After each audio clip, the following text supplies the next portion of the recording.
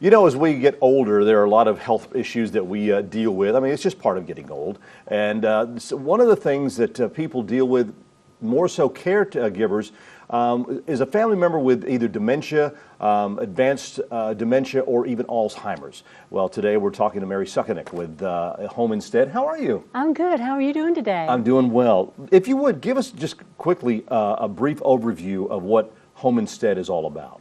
Home Instead provides care to seniors in their homes, whether they live in their own homes or assisted livings, or sometimes we have clients in nursing homes whose families want them to have just a little bit more company during the week. Mm-hmm. We help our clients stay at home safely, and we try to help them maintain their normal daily routine, you know, their favorite breakfast foods.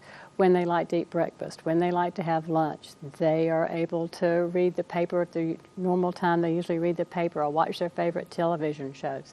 They get to age in the comfort of their own home, and we do the things for them that they, because of their age or health problems, can't do anymore. We do the laundry, we keep the kitchen clean, we clean the bathroom, we change the sheets on the beds because their arthritic hands or bad backs, you know, they're not able to do that.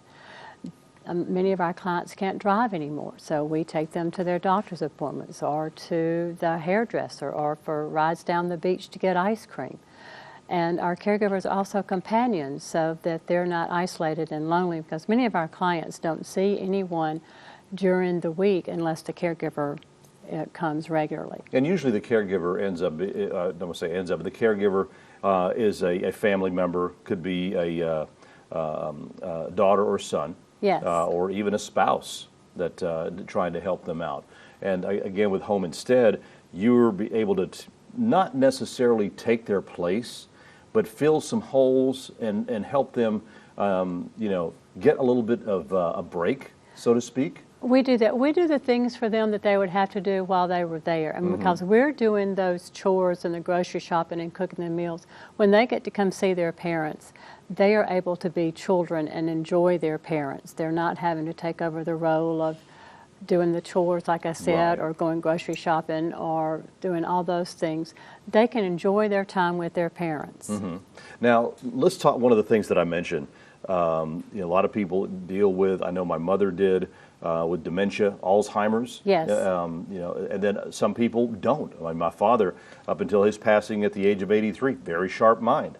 But there are times when, you know, you have Alzheimer's, someone in the family has Alzheimer's, and there's things that you have to deal with regarding that and make some changes. And what are some of the signs of Alzheimer's? Well, some of the signs of Alzheimer's are losing things and not being able to retrace your steps, or not knowing how to do complex things that you've done in the past, say things that you've balanced your bank account every month for years and years and years, and suddenly you gradually lose the ability to do that. Make a grocery list. Or you can't make a grocery list, or you can't, you lose the ability to even write, much less organize the meals that you want to have. Now, just reading over this, the information that you gave me, it disrupts daily life, the memory loss does, challenges in solving problems, confusion with time or place, new problems with words and speaking or writing, and the list goes on. Decreased or poor judgment, changes in mood and personality, because it's like, you know, I guess they get a little short with you at times because they can't do what they're used to doing, and they get aggravated with themselves. But it's because they don't really remember. Yes. They lose their short-term memory. There are changes to the brain that are irrevocable and irreversible, and they lose the person that they were. Right. My mother's personality just evened out, and she enjoyed more and laughed more after she got dementia. The visual problems that you speak of, my mother-in-law didn't recognize herself in the mirror after a certain point. Wow. So, but that was when she was pretty advanced. Now, dementia really can test the unity of a family. As far as, you know, it's stressful. Yes. Because of the behavioral changes. Yes. And I don't want to say that after a while you might tend to get aggravated with someone who has it, because it's like, you used to could do this, you know, what's the deal now? And they really can't help that. Well, part of that is that people don't it's hard for people to actually realize what's going on with their parents, that the changes won't reverse themselves, and they don't. It's And hard. it's for subtle. It's a little at a yes, time. and it's hard for a child to accept that their parent is not the parent they were when they were growing up. So families need to be unified. If one person, and if your sibling thinks your mother is starting to have some problems with dementia, listen to her and watch for the signs too, because sometimes families, when there are different levels of acceptance, then the person who is really doing all the work has a more difficult time because they're dealing not only with their parent, but with their siblings' lack of help too. And I found with my mother, there were times when, as she was, getting more advanced stages of it, she would mistake me for like her brother or someone. I mean, they go back and their mind can go back in time, and they can remember things from years and years and years ago. But as you said, simply just walking in, putting your keys down, they can't retrace their steps at that moment. No, they can't. And they won't recognize someone who they met yesterday and spent hours with. That person comes back today, they might not recognize them when they come back.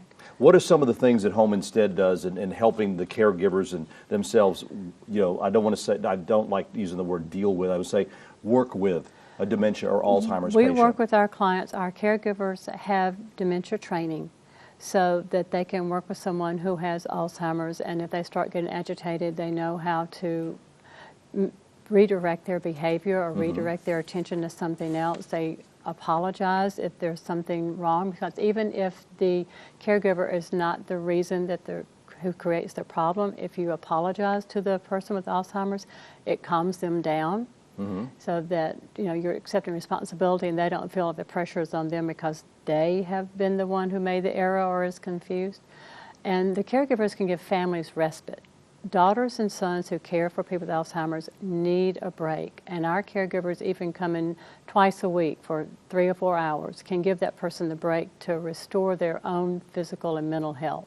And your people can help them also do little things when they're not there to help the person, like what are some of the things that this person, the one with Alzheimer's, used to love to do? Yes. Get out and work in the garden with them. Yeah. They liked, a certain particular type of music.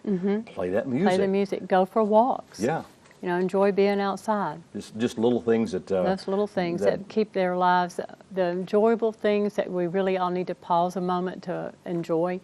Our caregivers can enjoy those with our clients. All right. Thank you so much, Mary. Thank it's always you, a pleasure to see you. Always good to see you, too. All right. Thank you. If you'd like some more information about the wonderful services that Home Instead provides, the numbers on your screen, they're based out of Ocean Springs, but they can cover the entire Mississippi Gulf Coast. You can go on their website and look it over, too. But give them a call, see if they could be some help to you or a loved one.